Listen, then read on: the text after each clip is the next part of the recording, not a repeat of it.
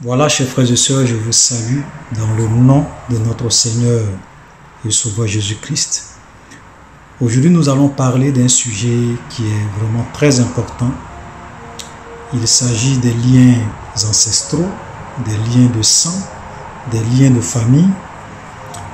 Et c'est un sujet souvent qui est beaucoup en vogue, auquel on en parle beaucoup dans les milieux dits évangéliques, dans les milieux charismatiques.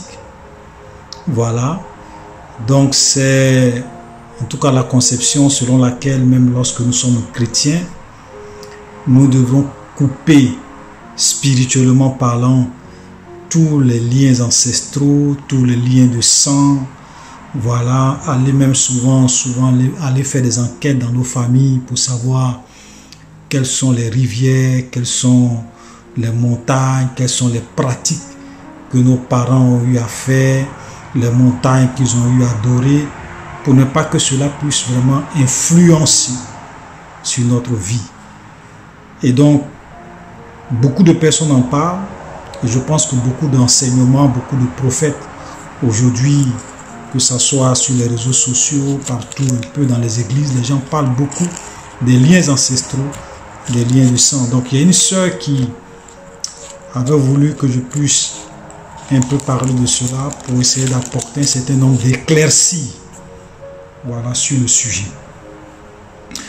Alors, donc nous allons aujourd'hui parler de cela parce que c'est très très important. Il faut qu'on essaie de voir quelle est la vérité dans tout ce que les gens nous enseignent. Frère, il y a aujourd'hui beaucoup de confusion dans le milieu chrétien.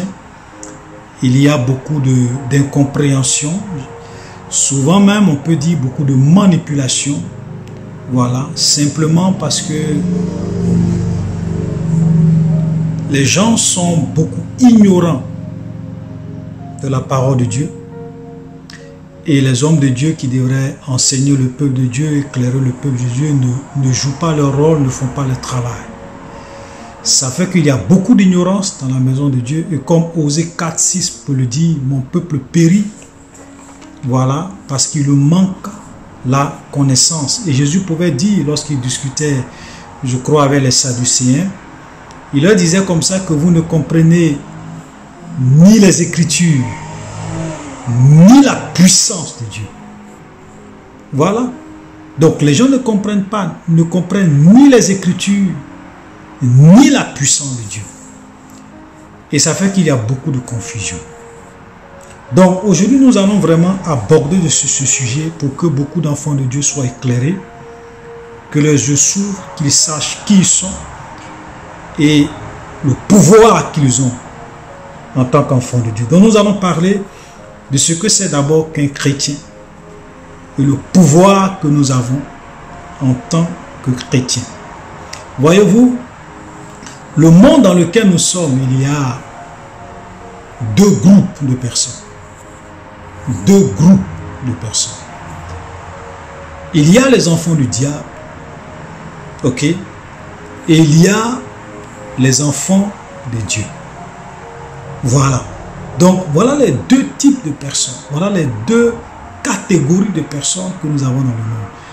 Si vous êtes un enfant du diable,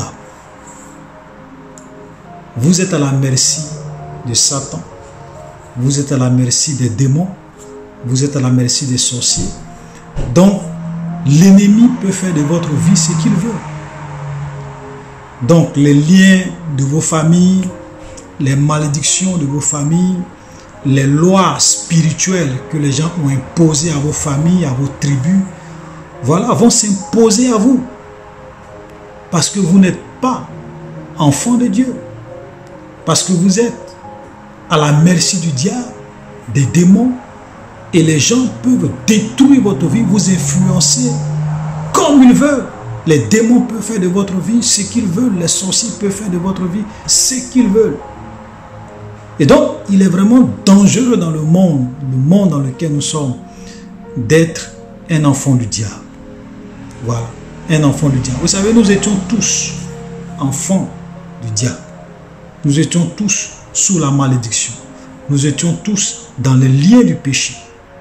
Et arrivé à un moment donné, nous qui sommes devenus enfants de Dieu, nous avons décidé de changer de famille, de changer d'identité, de changer de nom, de changer de, j'ai envie de dire, de généalogie.